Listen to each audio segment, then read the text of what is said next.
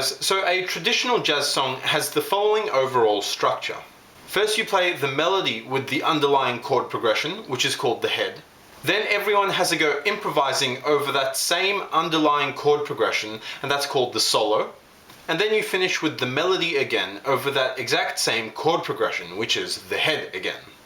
And so this overall structure is known as a head solo head form. And it's a pretty standard way to play a jazz song. But by the 1960s, this formula had gotten a little bit boring and expected.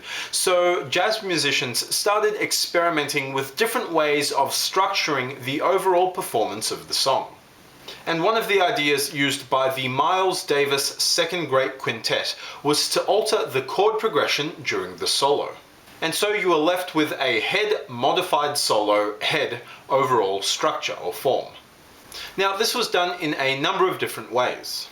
For example, in the song Circle, the chord progression of the modified solo was the same as the chord progression in the head, but they added a 4-bar section or tag in the middle of that chord progression. So they kept the same chord progression, but added a couple new chords, some new bars in. Or for example, in the song Iris, the chord progression in the modified solo was the same as the chord progression in the head, but it was played through twice. And the second time it was played through with double the harmonic rhythm. So a chord that lasted for 2 bars suddenly lasted for 1 bar, and a chord that lasted for 1 bar suddenly lasted for half a bar. And then they added another bar on top of that. So a 16-bar head became a 25-bar modified solo section. So you had the 16-bar head, then the 8-bar head again, but at double the speed, and then 1 extra bar. Or for example, in the song Riot, they used a completely different chord progression, completely unrelated to the head. And not only that, but when a band member finished their solo, then the next person's solo was transposed down 1 semitone. So if the first solo was in the key of E major, the second solo would be in the key of E flat major, and the third solo would be in the key of D major. But one of the more famous things the Second Great Quintet did was to use something they called time no changes. And this was used in the songs Orbits, Pinocchio, The Sorcerer, Madness, Dolores, and Hand Jive. Now the concept is actually pretty self-explanatory. You keep the time, but you disregard the chord changes, right? Time, no changes. And so this was done over the solo section of the song. So you still played the melody or the head over the existing chord progression, but then completely disregarded the chord progression during the solos. Now this was a direct response to free jazz, where Ornette Coleman completely got rid of chords to allow free improvisation using all 12 notes without having to worry about that underlying harmonic structure or chord progression. So time no changes involved no piano comping or chords whatsoever, even during the piano solo. So Herbie Hancock would just play single lines on the piano with 1 hand.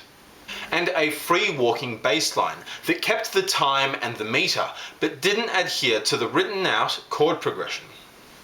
And so the solo section had no stated chord progression whatsoever, not even a stated mode like in modal jazz.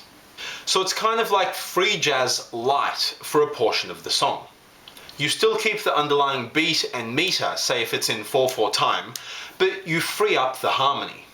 And so by getting rid of the chords, that allowed the soloist to play whatever he wanted. You can use all 12 notes because there's no longer an underlying harmony or chord or scale to adhere to. And so this forces the soloist to create interesting melodies and provide some melodic structure by using things like motivic development.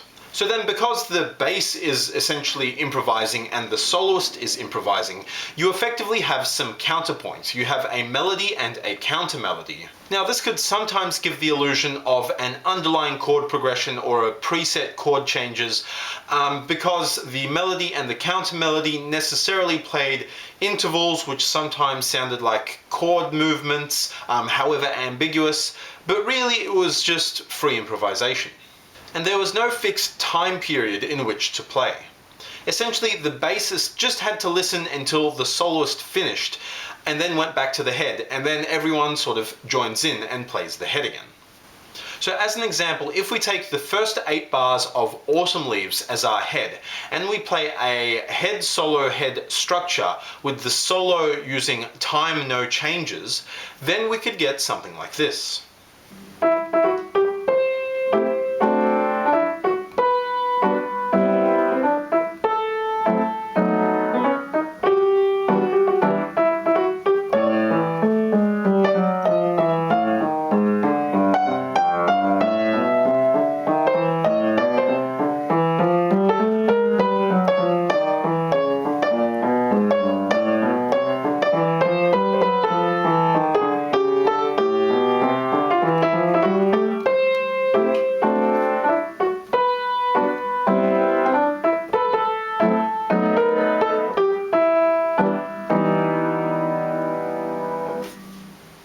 Right, so I played the head, which was part A of Autumn Leaves, which is in 4/4 time with a swing rhythm, and it was the full 8 bars. Then the solo section was just in time no changes.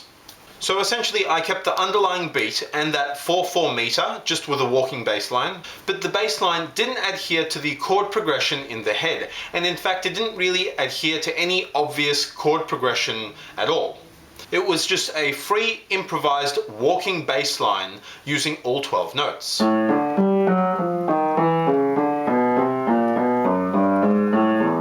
And so it was just a walking bass line. There were no chords played over the solo section of the song.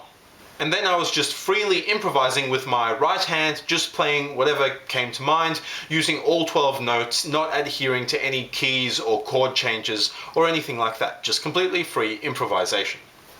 And then finally, at the end, I returned to the head again and just played the melody with the underlying chords again.